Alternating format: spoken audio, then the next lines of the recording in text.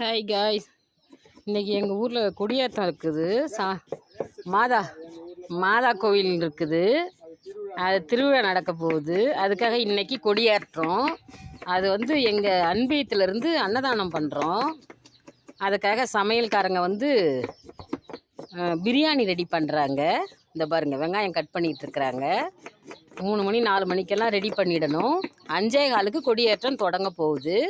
அப்போ நான் உங்களுக்கு இன்னொரு வீடியோ போட்டு காமிக்கிறேன். பாருங்கள், சமையல்காரங்களை பாருங்கள்.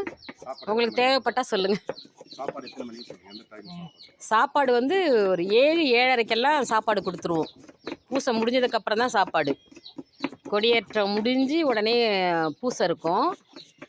மாஸ்க்கு அப்புறம் தான் சாப்பாடு.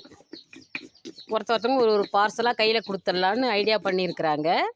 பார்சல் போடுவாங்க சமைச்சு முடிச்ச பிறகு. இவங்களே போட்டு தரேன்னு சொல்லியிருக்கிறாங்க.